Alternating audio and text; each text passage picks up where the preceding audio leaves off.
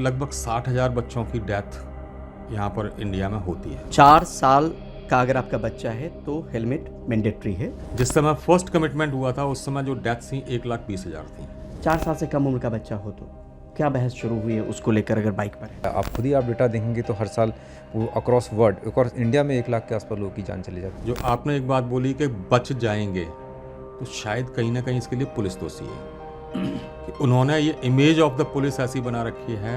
Recovery pattern है वो मुश्किल हो जाता है, वो चाहे हेड इंजरी से हो या जो है वो पैराप्लीजिया या पैरालिसिस की वजह से हो। बच्चों की डेथ बाइक एक्सीडेंट में 60,000 हर साल होती है। रोड एक्सीडेंट में 1,70,000 से ज़्यादा मौतें हर साल। 15 साल बाद भी तो ये डाटा 60,000 की जगह पर 1,78,000 पहुंचा है। हर साल 1,78,000 मौत।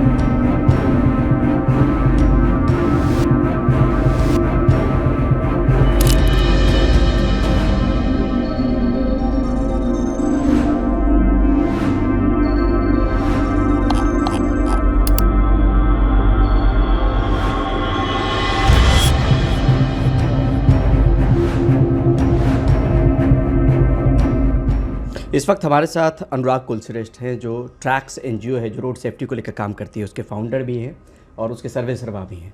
सर, ये समझना चाह रहे हैं कि नियम कायदा कानून क्या कहता है, ख़ास तौर पे बाइक पर अगर बच्चे हों तो किस एज ग्रुप से हेलमेट मैंडेटरी है? एक्चुअली एज पर मोटर व्हीकल एक्ट ये लगभग 4 साल से ऊपर के बच्चों के लिए मैंडेटरी है। हाँ, उसके लिए एक बीच में हेलमेट कैप की घोषणा हो रही थी, काम किया गया था कि उसका वेट जो है ना 1.2 kg से नीचे भी होना चाहिए, क्योंकि जनरली एक देखा गया है कि चाइल्ड का जो एक तरह से ये C1 C2 जो होती हैं स्कल्स में, वो कमज़ोर होते हैं थोड़े से, क्योंकि ग्रोइंग एज होती है और कमज़ोर होते हैं क्योंकि ग्रोथ हो रही होती है उसमें। तो उन पर वो वेट 1.2 kg 1.5 kg 2 kg का वेट वो लोग सह पाएंगे या नहीं। उसके लिए ये था कि अगर उनके पास 500 से लेकर 700 ग्राम 600 ग्राम 800 ग्राम का हेलमेट अगर उनके सर पर रखा जाए तो शायद अच्छी तरह से रिजल्ट आएंगे। लेकिन हमारे यहाँ पर जो प्रॉब्लम है कि जैसे कि अभी एक फिगर भी डाटा आउट हुआ है निमंस का और अंडर लेबोरेटरी जो यूएस की एजेंसी है उनके कोलैबोरेशन में हुआ था, तो उनके अनुसार लगभग 60,000 बच्चों की डेथ यहाँ पर इंडिया में होती है, मतलब बाइक वाले जो बाइक सेगमेंट में। लेकिन 60,000 अगर बच्चों की डेथ हो रही है तो वो उसमें एज सेगमेंट स्पेसिफाइड नहीं है कि किस एज पर्टिकुलर सेगमेंट का है। बट एक ये अलार्मिंग फिगर है, बिकॉज 75% जो डेथ होती हैं वो लगभग 18 से 35 का जो एज ग्रुप होता है उस लोगों की। ये एज जो है ना एक प्रोडक्टिव एज होती है किसी भी कंट्री के लिए, और अगर उसी एज के लोग वहाँ पर ज़्यादा डेथ हो रही हो और वो भी अनएक्सपेक्टेड डेथ, अगर किसी को टीबी हो रखी है, किसी को कैंसर हो रखा है, किसी को लाइलाज बीमारी हो रखी है, तो शायद परिवार वाले मेंटली प्रिपेयर्ड रहते हैं कि इस हमारे कैंडिडेट के साथ ये होना था, भगवान ने चलो उठा लिया, अच्छा किया। लेकिन जब एक अनएक्सपेक्टेड डेथ होती है कि अचानक सुबह वो नाश्ता करके आपसे हेलो हाय करके कैंडिडेट निकला, आपका बच्चा स्कूल के लिए निकला या आपका बच्चा खेलने के लिए निकला और वापस नहीं आया, तो वो जो एक मेंटल ट्रॉमा जो पेरेंट्स के मतलब जो फैमिली होती है उसको जो मेंटल ट्रॉमा मिलता है शायद ज़िंदगी भर के लिए मिलता है कि, और उनकी प्रोडक्टिविटी भी कम हो जाती है। हो सकता है कि वो खुद भी जो है ना मेंटल स्टेज उनकी बहुत हद तक बिगड़ जाए और वो कुछ काम करने लायक भी न रहें। यहाँ पर 2 चीज़ें समझने वाली है। पहला ये कि 4 साल का अगर आपका बच्चा है तो हेलमेट मैंडेटरी है, आपको लगाना चाहिए। दूसरी बात जो सर ने कही कि निम्हांस और यूएस की एक जो एजेंसी है जिसने ये बताया कि 60,000 बच्चों की मौत इस बाइक एक्सीडेंट की वजह से भारत में हर साल होती है। ये 2 चीज़ें हो गई सर। तीसरी नंबर चीज़ ये कि बच्चों के हेलमेट तो होंगे बाज़ार में मौजूद। एक्चुअली बच्चों के हेलमेट के ऊपर कोई विशेष काम करने की ज़रूरत नहीं है, एक वेट पर काम करना है कि वेट कितना मैक्सिमम कम से कम किया जा सकता है, क्योंकि आजकल हमारे यहाँ फाइबर की टेक्नोलॉजी बहुत उन्नत रूप में है, तो उस वेट को भी हम लोग कम कर सकते हैं। बट गवर्नमेंट की तरफ से उसके ऊपर रिस्पॉन्ड आना बाकी है, बिकॉज BIS नॉर्म्स हो गए, ARAI के नॉर्म्स हो गए, तो वहाँ पर कहीं ना कहीं उस कैप को रिड्यूस करना चाहिए, क्योंकि जो 4 साल से लगभग 6 साल के जो बच्चे हैं एज ग्रुप है उनको थोड़ा सा लाइटर हेलमेट चाहिए, और 600-700 ग्राम का अगर 800 ग्राम तक का अगर वो हेलमेट होगा तो उनके लिए अच्छा होगा। लेकिन जो आज की जो टेक्नोलॉजी के अनुसार जो बड़े लोगों के लिए है उनके लिए हर साइज़ का हेलमेट यहाँ पर है, इसमें साइज़ में कोई खास डिफरेंस नहीं होता है, क्योंकि जनरली अगर आप हेड देखेंगे तो एक बच्चे का और एक बड़े का सर, किसी का 50 mm का सर होगा, 50 सेंटीमीटर में सरकमफरेंस में, किसी का 60 में होगा, किसी का 55 में होगा, किसी का 65 में होगा। तो जो एक 40 to 60 सेंटीमीटर का जो सरकमफरेंस है, उसी एज में, उसी एज ग्रुप के अनुसार वो हेलमेट मार्केट में उपलब्ध होते हैं जी। उसको बस सर पर रख कर देखने की ज़रूरत होती है कि ये बैलेंस्ड है, हिल तो नहीं रहा है, और इंजरी के टाइम पर या एक्सीडेंट के टाइम पर उतर के तो नहीं गिरेगा ये। आपका एनजीओ ट्रैक्स जो है, जो रोड सेफ्टी को लेकर काम कर रहा है, उसके हिसाब से जो आंकड़ों का मूल्यांकन आपने किया होगा, आकलन किया होगा, भारत में कितनी डेथ्स रोड एक्सीडेंट की वजह से होती है और उसमें बाइक की वजह से कितनी जाने जाती है? इंटरेस्टिंगली हर कमिटमेंट के बाद पिछले हम 15 साल से लगभग कमिटमेंट कर रहे हैं कि 50% डेथ रिड्यूस करेंगे। जिस समय फर्स्ट कमिटमेंट हुआ था उस समय जो डेथ्स थी 1,20,000 थी हर साल, और उस समय कमिटमेंट लिया गया था या किया गया था इंटरनेशनल लेवल पर भी कि 50% डेथ रिड्यूस करेंगे। इसका मतलब हम डेथ का आंकड़ा जो है ना 60,000 पर लेकर आएंगे। लेकिन अगर आज की डेट में देखा जाए 15 साल बाद भी, तो ये डाटा 60,000 की जगह पर 1,78,000 पहुंचा है। हर साल 1,78,000 पहुंच। और बाइक वाले एक्सीडेंट की वजह उस बाइक वाले लगभग उसमें से 40 से 45% का शेयर उनका रहता है, क्योंकि अमूमन जो इंडिया में का एक कल्चर है, यहाँ पर बाइक सेगमेंट जो है वो 70 से 75% अवेलेबल है, और उसके अकॉर्डिंगली इतनी डेथ होना लाजमी है। लेकिन जो लॉज होते हैं और जो लॉज को इम्प्लीमेंटेशन होता है वो किसी भी कंट्री की धुरी होता है। यहाँ पर अगर आप देखेंगे कि जैसे दिल्ली जैसे सिटी में भी अगर हेलमेट वियरिंग, आपको शायद पता होगा कि दिल्ली में लगभग हर व्यक्ति यहाँ पर हेलमेट पहनता है, तो अगर हम हेलमेट वियरिंग रेट अगर जज करें तो यहाँ पर हो सकता है कि 95 से अबव हो। लेकिन उसके पीछे की त्रासदी ये है कि दिल्ली में ही लगभग सारे पिलियन राइडर और स्पेशली लेडीज़ 98% सब स्टैंडर्ड हेलमेट, जो टोपी टाइप का एक हेलमेट होता है, उसको लगाकर चलती हैं। यानी ये सीधे तौर पे उन माताओं के लिए है, माँ के लिए है, जो पीछे बैठती तो हैं, या तो सब स्टैंडर्ड हेलमेट लगाया क्योंकि चालान से बच पाएँ, लेकिन ज़िंदगी कहीं ज़्यादा कीमती है। और पति पत्नी यानी माता पिता ने तो हेलमेट लगा लिया, लेकिन जब बच्चा है तो उसको बीच में बिठा लिया, और ट्रैफिक पुलिस भी शायद उसको छोड़ देती है, तो बहुत ज़्यादा चालान का इशू नहीं होता है कि जेब पे भारी पड़ेगा। तो शायद यही बड़ी वजह है कि बच्चे को आपने बिना हेलमेट का भी छोड़ दिया। माता पिता लगाए हुए तो चालान से तो बच जाएंगे, लेकिन बच्चा यहाँ पर दो चीज़ें हैं। एक तो जो कल्चर हम लोगों ने डेवलप किया, जो आपने एक बात बोली कि बच जाएंगे, तो शायद कहीं ना कहीं इसके लिए पुलिस दोषी है कि उन्होंने ये इमेज ऑफ द पुलिस ऐसी बना रखी है कि ये बच जाएंगे, इस तरह के लगा लेंगे तो बच जाएंगे। तो इसके लिए मैं सबसे नंबर 1 पर रिस्पॉन्सिबिलिटी सेट करना चाहूँगा पुलिस डिपार्टमेंट की। नंबर 2, यहाँ पर एक कल्चर ऐसा डेवलप हो गया है, जैसा कि आपने कहा कि हस्बैंड स्टैंडर्ड हेलमेट लगा के बैठ रहा है, वाइफ सब स्टैंडर्ड हेलमेट लगा कर बैठ रही है, टोपी टाइप का हेलमेट, छोटा सा और सस्ता हेलमेट, और बच्चा विदाउट हेलमेट बैठ रहा है। मतलब जिस फैमिली में बच्चे की सबसे ज़्यादा कीमत होती है, वहाँ पर बच्चे को लीस्ट प्रायोरिटी सेफ्टी के लिए दी जा रही है। जहाँ पर वाइफ को एक तरह से अर्धांगिनी माना जाता है, आधा फैमिली संभालने वाली है, आधा जिम्मेदारी वाली है, उसको सब स्टैंडर्ड हेलमेट की आदत पड़ी हुई है। और जो आदमी है, जो उस घर का रखवाला है, एक तरह से हमारे यहाँ पुरुष जो है फैमिली में प्रधान माना जाता है, तो वो सब स्टैंडर्ड हेलमेट अगर लगा कर चल रहा है और उसके साथ में उसकी बैठी पत्नी जो है सब स्टैंडर्ड हेलमेट, और उसके साथ में बैठा हुआ बच्चा विदाउट हेलमेट, तो ये हमारे देश के कल्चर को दर्शाता है। ये आप समझने की कोशिश ज़रूर कीजिए, क्योंकि सबसे बड़ा फैसला आपको लेना है, ये समझना ज़रूरी है।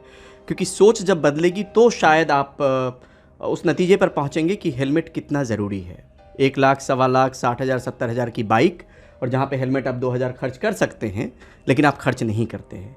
उसी बच्चे के लिए, जिस बच्चे को आप अपनी जितनी आपकी क्षमता होती है उससे बेहतर स्कूल में पढ़ाते हैं। जो आप खाते हैं, आप ड्राई फ्रूट नहीं खाते होंगे, बच्चा खाता है, यानी आप उसको खिलाते हैं। उसके कपड़े पर्व त्यौहार में आपके ना आए, बच्चे के ज़रूर आएंगे। तो फिर यहाँ पर ये समझौता कैसा? क्योंकि आंकड़े सीधे तौर पे कह रहे हैं कि 60,000 चिल्ड्रेन हर साल मरते हैं रोड एक्सीडेंट में, निभांस का जो डेटा है, जो सर ने भी बताया, जो और इंटरनेट पे भी अवेलेबल है, बच्चों की डेथ बाइक एक्सीडेंट में 60,000 हर साल होती है। हम कितने सौभाग्यशाली हैं हमें नहीं पता, हम कब तक बच पाएंगे हमें नहीं पता, लेकिन सोच बदलना ज़रूरी है और ये समझना ज़रूरी है कि एक तरफ नियम कायदा कानून है, वो ठीक है, ट्रैफिक पुलिस वाले आपको छोड़ देंगे आपके अपने बच्चे को हेलमेट नहीं लगाया है तो। और हमने देखा भी, हमने जो शॉट्स लिए हैं उसमें दिख भी रहा है कि आप बेधरले से बेतकल्लुफ़ी से जा रहे हैं, लेकिन वो नियम कायदा कानून इम्पॉर्टेंट है या आपका बच्चा इम्पॉर्टेंट है, ये समझना होगा अनुराग सर। इसमें एक माहौल की मैं बात बताना चाहूँगा कि जो कल्चर की अभी जो मैंने बात की कि जो कल्चर डेवलप हो रहा है हमारी कंट्री में, वो कल्चर कब हमारी हैबिट बन जाएगा और हैबिट बन के हमारे लोगों को ही, हमें ही नुकसान पहुंचाएगा, उसका अंदाज़ा हमको शायद नहीं है। लेकिन उसकी जो शुरुआत होती है किसी भी कल्चर को डेवलप करने की, तो वहाँ पर पॉलिसी मेकर, इम्प्लीमेंटर्स या इन्फोर्सर्स कह लो, या फिर पब्लिक, थर्ड नंबर पर पब्लिक, साथ में एक ग्रुप होता है प्रोवोकेटर्स का, कि जो उस चीज़ को बढ़ावा देते हैं। वो कोई भी हो सकता है, हमारा एक नेता हो सकता है, हमारा एक फिल्म का एक्टर हो सकता है, हमारा कोई चाचा मामा, जो घर में जनरली उनको बोला जाता है कि वो बच्चों से ज़्यादा हित रखते हैं, बच्चों के साथ हिल मिल के रहते हैं, उनकी जैसी बातें करते हैं, या उनकी थोड़ी सी गलत आदतों को प्रमोट करते हैं और छुपाते भी हैं। तो these are the provocateurs in a family. In the same manner अगर कंट्री लेवल पर किसी पॉलिसी की बात आती है तो वहाँ पर पॉलिसी मेकर्स, हमारे बड़े बड़े नेता जो कि पॉलिसी बनाने में योगदान देते हैं, और ब्यूरोक्रेट्स जो उस पॉलिसी को बनाते हैं उनके लिए, उनकी इच्छा के अनुसार। सेकंड लेवल पर आता है इन्फोर्सर। अब यहाँ पर अगर आप देखें, रिसेंट के ही कुछ माहौल देखें, न्यूज़ में देखें कि किसी एक स्टेट का ex minister without helmet Holi पर घूम रहा है, या कंट्री में कुछ बड़े बड़े नेता आपने देखे होंगे कि नागपुर में भी विदाउट हेलमेट पकड़े गए मीडिया के द्वारा। इनके लाखों करोड़ों फॉलोअर्स होते हैं और ये इनडायरेक्टली कहीं ना कहीं एक मैसेज दे रहे हैं, helmet is not mandatory for us, ऐश करो। यहाँ पे 3-4 पॉइंट है जो आप जैसे पेरेंट्स को बताना ज़रूरी है। पहला, ये फिर से दोहराना ज़रूरी है क्योंकि आपकी सोच शायद बदल सकती है उससे। 60,000 बच्चों की डेथ हर साल इंडिया में, रोड एक्सीडेंट में 1,70,000 से ज़्यादा मौतें हर साल। इसमें 40 से 45% जो बाइक पे चलने वाले लोग होते हैं उनकी होती है। अगर वो वयस्क भी हैं तो आपके बच्चे भी वल्नरेबल हैं क्योंकि आप अपने बच्चों को बिना हेलमेट के आप बाइक पे चढ़ने की अनुमति दे रहे हैं या बिठा रहे हैं आप। और ये और एक तरफ नियम है जिसमें 4 साल की उम्र के बाद जो है हेलमेट लगाना मैंडेटरी है। चौथी चीज़, 4 साल से कम उम्र का बच्चा हो तो क्या बहस शुरू हुई है उसको लेकर अगर बाइक पर है? 4 साल से जो नीचे का बच्चा है जनरली उसको हेलमेट लगाया नहीं जा सकता उसकी ग्रोथ लेवल को देखते हुए, और size of skull, size of like every part of the body जो ग्रोथ फेज में होता है, उस एज में वो नहीं लगाया सकता। उसके लिए एक प्रोविज़न है, इंटरनेशनली भी प्रोविज़न, जैसे आपने कार में देखा होगा कि एक हार्नेस दिया जाता है, एक सीट अलग से बच्चों के लिए रखी जाती है कि जो हमारी जो जनरली सीट बेल्ट होती है वो हो सकता है उनकी गर्दन और आँख के लेवल पर पहुँचे, तो उनके लिए एक रेज्ड सीट होती है, उसको फिक्स किया जाता है पिछली सीट में, और उसके बाद उसमें एक सीट बेल्ट अलग से प्रोविज़न दिया जाता है। इसी तरह से बाइक्स में भी एक प्रोविज़न है कि चाइल्ड हार्नेस, मतलब एक टाइप का बेल्ट हो गया कि आप बच्चे को पीछे रखा और उसको आप चाइल्ड को उससे बेल्ट से टाई अप कर लिया, तो जिससे कि बच्चा स्टेबल हो जाएगा। जनरली आपने देखा होगा कि लोग छोटे बच्चों को पीछे बैठा लेते हैं या आगे बैठा लेते हैं और बच्चा सो रहा है, क्योंकि जब बच्चे को, आपने देखा होगा कि माँ बाप जब बच्चों को झुलाते हैं तो वो सोता है, या ये प्रैक्टिस ही की जाती है। सेम एटमॉस्फेयर उसको बाइक पर मिलता है तो उसको नींद आने लगती है, और बच्चा अचानक गिर पड़े तो आप संभालने के अलावा संभाल तो सकते नहीं, और कुछ ना कुछ दुर्घटना ही आपके साथ या बच्चे के साथ होनी है। ये जो चाइल्ड हार्नेस की जो बात आपने की, एक तरीके का बेल्ट, क्या इसको लेके बहस भी या चर्चा का दौर भी शुरू हुआ है अनुराग से? हाँ, गडकरी साहब ने काफ़ी बार बोला है इसके ऊपर कि चाइल्ड हार्नेस को भी मैंडेटरी किया जाएगा, लेकिन एक जो सिस्टम है हमारा, चाइल्ड हार्नेस का एक रूल बनाना या एक एक्ट में डालना, या उसके बाद में उसकी डिमांड क्रिएट कराना और फिर उसकी सप्लाई, ये डिमांड सप्लाई उसके बीच में अपने यहाँ पर इंडिया में बहुत बड़ा गैप है। जैसे मैंने हेलमेट के बारे में बताया कि सब स्टैंडर्ड हेलमेट तो पेरेंट्स को समझना पड़ेगा। 80% यहाँ पर चल रहा है। नहीं, मैं यहाँ पर पेरेंट्स की गलती नहीं मानूंगा, क्योंकि अगर मुझे खुद ही सुधरना है इस देश में और मुझे दूसरों की या अपनी सेफ्टी को खुद ही सोचना है, तो मुझे फिर सरकार की ज़रूरत नहीं है, मुझे इन्फोर्समेंट एजेंसी की ज़रूरत नहीं है। हम सारे लोग अपने आप सुधरेंगे, अपने आप काम चला लेंगे। तो जब सिस्टम फेल होता है तो हम वो रिस्पॉन्सिबिलिटी पब्लिक के ऊपर डाइवर्ट कर देते हैं, क्योंकि we are failed, then it's your responsibility. देखा होगा आपने, यात्री अपने सामान की सुरक्षा स्वयं करें। जब अवेयरनेस की बात आती है तो आपने कई मंत्रियों के, कई पॉलिटिकल नेताओं के या ब्यूरोक्रेट्स या फिर इन्फोर्समेंट एजेंसीज़ के भाषण देखे होंगे कि पब्लिक को अपनी सुरक्षा का ध्यान रखना चाहिए। पब्लिक को अपना सर है, अपना शरीर है, तो वहाँ पर जिंदा रहने की संभावनाओं को बढ़ाना चाहिए। अगर पब्लिक को ही ये सारा कुछ करना है तो फिर गवर्नमेंट्स एजेंसीज उनकी ज़रूरत कहाँ पर आती है? मतलब लॉ को और स्ट्रिक्ट करके और इन्फोर्स करवाने की बात। हाँ, तो इंफ्रास्ट्रक्चर में सड़क से अगर रिलेटेड चीज़ है तो वहाँ पर आप सड़कें सेफ देना है। चिकनी सड़कें और अच्छी लगने वाली सड़कें सही नहीं, खतरनाक होती हैं। वहाँ पर सेफ्टी सिस्टम्स, सेफ डिज़ाइंस वहाँ पर इम्प्लीमेंट होना चाहिए। और दूसरे लेवल पर इंफ्रास्ट्रक्चर आता है कि अगर कोई आप रूल इम्प्लीमेंट करने जा रहे हैं जहाँ पर किसी पर्टिकुलर चीज़ की ज़रूरत है, जैसे चाइल्ड हार्नेस, हेलमेट और ये एक्स्ट्रा एडिशनल जो चीज़ें हैं उनकी ज़रूरत पड़ रही है, तो फिर आपको मार्केट में डिमांड और सप्लाई पर बराबर ध्यान देना होगा। कहीं ऐसा ना हो कि आपका वहाँ पर ध्यान देने की जगह पर आप इन्फोर्समेंट चालू करवा दें और लोग बाग फिर उसको सब स्टैंडर्ड लेवल पर उस चीज़ की परचेजिंग और सेलिंग और मैन्युफैक्चरिंग स्टार्ट कर दें। तो फिर आप 10 साल बाद, 20 साल बाद अब उस चीज़ को कर्व करने के लिए कि अब मैं इस पर एक्ट बनाऊंगा, तो उससे पहले कि जब आप कोई पॉलिसी लागू करने जा रहे हैं तो इंफ्रास्ट्रक्चर, करंट सिस्टम का ध्यान में रखते हुए उस पॉलिसी को इम्प्लीमेंट कीजिए। आखिर में पेरेंट्स को खैर क्या आपकी तरफ से सुझाव, खासतौर पे बच्चों की बात करें और बाइक पे ले जाने की बात अगर करें, संक्षेप में अगर कुछ।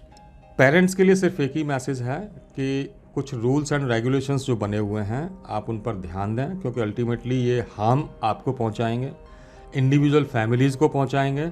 और बच्चा जो है, जो अगर आप विदाउट हेलमेट चल रहे हैं, आप विदाउट सीट बेल्ट चल रहे हैं, तो आप वो कल्चर जो है ना शिफ्ट कर रहे हैं आप नेक्स्ट जनरेशन में। और डोंट फॉरगेट, एक 2 साल का बच्चा जितनी ऑब्जर्वेशन स्टार्ट करता है वो उसके लिए कल्चर होता है। चाहे वो आपका नाम बोलना हो, चाहे कुछ शब्दों का बोलना हो, चाहे आपकी आदतों को कॉपी करना हो, वो 2 साल का बच्चा जब उसमें अकल डेवलप होने लगती है तो हर चीज़ आपकी ऑब्जर्व कर रहा है और वही बिहेवियर करेगा जो आप उसको डेली लाइफ में उसको शोकेस कर रहे हैं।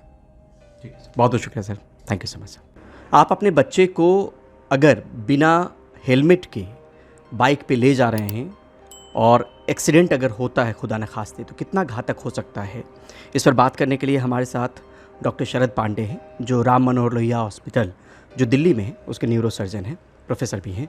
सर बहुत बहुत शुक्रिया कि डॉक्टर इसी से बात करने के लिए।